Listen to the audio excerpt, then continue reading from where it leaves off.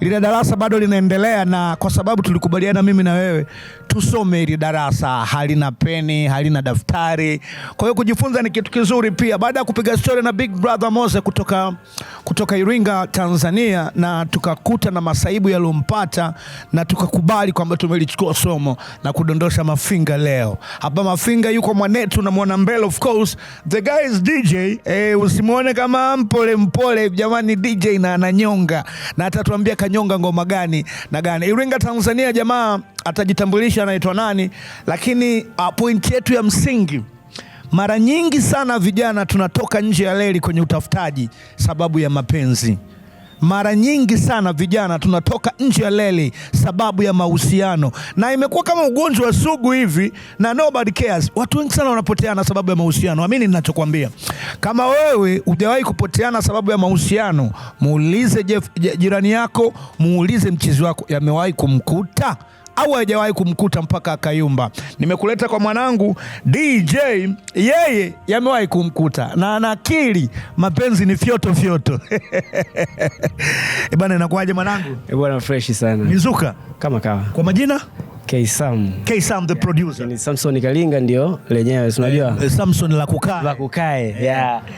Jamaa anaitwa Samson Mwakalinga ndio jina lake la kwenye passport, lakini K-Sam ndio jina lake halisi. Ulitengenezaje hii K? K uliitoa wapi? Samson K kama K ilitokea kutokana na ile Kalinga. Okay. Alafu Sam ndo ikawa mbele. Kwa hiyo sasa na nakumbuka mara ya kwanza nilikuwa natumia Sam Touches kama nakumbuka. Yes, na mimi nilikuwa nataka niulize, kwani K Sam na Sam Touches ni watu wawili tofauti? Hiyo tu ilitokea kipindi kile tunafanya nyimbo na kina Nasi wa kitaa kama nakumbuka. Kipindi kile tumefanya zile ngoma zile, lakini baadaye ndio wakasema hii Sam Touches ni kama kuna watu pia wanaitumia sana. Lakini sasa tutafute ambayo itakuwa ya kwako. Umeona? Tukaika ile K-Sam, na nakumbuka ile jina mimi alinifanyia Dogoscopy. Yeah. Akaniambia tukiweka K-Sam inakaa poa. Kwa hiyo Scope mjanja. Na mara Fresh Yandi. Sasa nafikiria Fresh Yandi. Fresh Yandi wala ina historia ndefu. Tuachane na hiyo kwanza. Ndio mlikuwa mmeanza tayari kazi na okay. Tulikuwa tumeanza bana, nipaka kupata kidogo historia ya mwanangu. Mimi pia sijawahi kujua kama anaitwa Mwakalinga, sijawahi jua. Ndio nimejua leo anaitwa Samson Mwakalinga. Umezaliwa wapi? Bwana, mimi ni mzaliwa wa Ihalimba. Yeah, Ihalimba. Ihalimba unapita Itimbo, ndio naenda Ihalimba. Yani maana yake unajua? Yeah. Okay. Maana unajua Dingi na Maza walikuwa jirani. Naona vijiji vilikuwa jirani, kwa hiyo inaonekana walikutania hapo. Kwa Maza Ihalimba, Dingi Itimbo. Kweli. Ilikuwa ujirani mwema. Yeah. Samu amezaliwa mwaka gani? Bwana, mimi 91. Yes. So Sam sasa hivi ni mtu mzima. Mimi ni mtu mzima bwana. Ukiniona hivi. Nataka unisimulie Sam kwa kifupi sana. Baada ya darasa la 7, sitaki maisha ya chini ya darasa la 7. Nataka nimjue Sam baada ya darasa la 7. Of course darasa la kwanza ulisoma wapi? Bwana, mimi la kwanza nimesoma Ihalimba, lakini la pili, unajua mimi la kwanza nilikuwa ni mtukutu sana. Kwanza mtu akiniona saa hizi mimi au aamini kabisa kwamba ndio huyu alimaliza shule. Watu wangu wa kijijini pale wengi walikuwa waamini kabisa mimi ningemaliza shule. Lakini la pili ndio Mshua. Unajua Mshua alikuwa anafanya kazi Kio Limited. Kama nafahamu. Yes.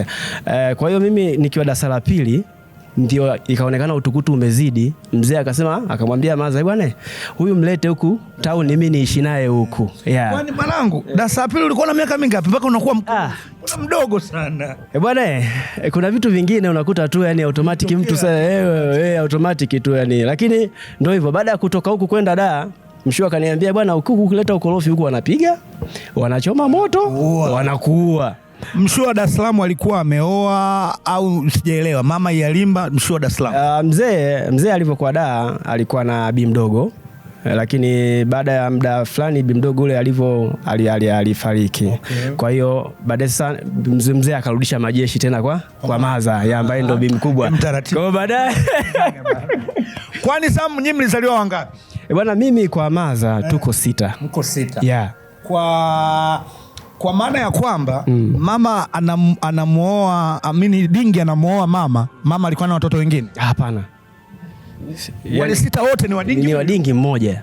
Nataka kujua ilikuwaje Dingi alisepa alafu akarudi. Nisimulie, naona kama kitu kigumu.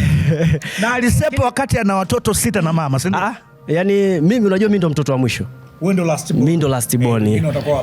Wengine ni wakubwa. Kwa hiyo kuna vitu vingine hapo katikati siwezi kuvifahamu sana. Unajua sisi tukiwa wadogo tunakuwa tunaona tu maisha yanaendelea. Vingi huwezi kuvifahamu. Kwa hiyo mimi baada ya kipindi ile nadhani ilikuwa 2002 mimi ndo naambiwa unajua kwanza kuna kastori kamoja nikikupa unaweza ukacheka. Hiyo sitaki niikose kutuanzia hapo. Kwa kastori iko hivi. Kwanza mimi nakumbuka Mshua, maana yake mimi inaonekana aliniacha nikiwa mama akiwa na mimba. Ndo last born. Mama alikuwa na goli, Dingi anasepa. Basi alivyoondoka, unajua zamani ile mawasiliano yalikuwa ni mpaka barua kijijini. Kwa hiyo sasa mzee baada ya kuondoka kipindi ameenda Dar, hakujua mimi nimezaliwa wa kike au wa kiume. Ila anajua nimeacha mimba.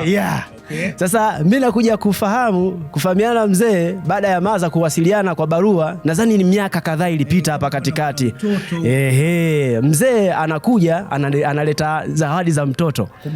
Huo mwaka huo mimi bwana nadhani nilikuwa darasa la kwanza. Umeona? Yaani anakuja kuleta zawadi tayari umeshaanza la kwanza. Umeona bwana? Anakuja mzee bwana asielewe kwamba huyu wa kike au wa kiume, kaninunulia skuna, vimagauni, sijui nini. Yaani ilikuwa mimi naletewa hivi yani mtoto wa kiume. Lakini mwanangu zile skuna nilivaa bwana, huwezi amini. Kaleta Dingi tena. Alafu ni Yalimba. Sasa ukiangalia kipindi hicho kumkuta mtu kavaa viatu ilikuwa ni adimu. Umeona? Kwa hiyo mimi tule tu viatu niliona japokuwa Mshua kaniletea hivi lakini sio mbaya. Kwa hiyo hata Mshua anavyoondoka na Ulida afu akapata taarifa kwamba bwana mtoto huku sasa hivi ni mtukutu sana, ndo akasema basi sasa mulete. Umeona? Kipindi wewe unaenda zako Dama, mdogo alikuwa bado yupo? Hapana. Hata sijai kumuona. Yani wewe umezaliwa umkuta ameshafariki. Maana yake sasa yani Dingi alivyotoka Yalimba kulikuwa kuna ugomvi na maza? Hapana, sidhani kama kulikuwa na ugomvi kwa sababu mimi mazingira niliyokuwa, unajua wazazi wetu saa nyingine zamani walikuwa ni watu ambao wanaweza kawa labda wana vitu vingi sana, sio rahisi sana kuviexpose. Kwa hiyo sasa unakuta labda inawezekana ulikuwepo au kuwepo, kwa sababu mimi mama hajawahi kuniambia na wala sijawahi kuona wakigombana. Na kumbuka baada ya mimi kwenda Dar na maza naye ndo akaja Dar. Kwa hiyo maisha walioishi pale Dar sijawahi kuona wanagombana.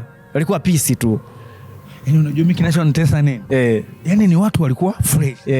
Dingi kwa nini alienda kuoa? Yaani hicho ndio kinachonisumbua. Unajua kulikuwa kuna ugomvi Yalimba, kungekuwa kuna chochote tofauti, tungesema poa.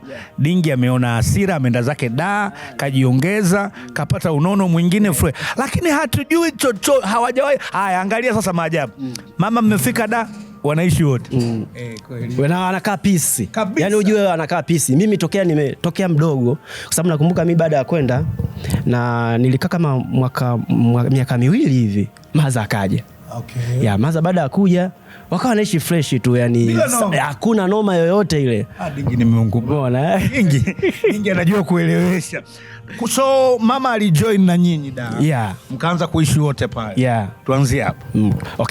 Baada ya mama kuja hivi Dar tukawa tunaendelea na maisha, lakini sasa unajua ile mzee ndo anaanza kushow love kwa mimi, umeona kwamba afu ndo mtoto wa kiume ambaye ni wa mwisho, alafu hakukaa na mimi tokea nikiwa mdogo.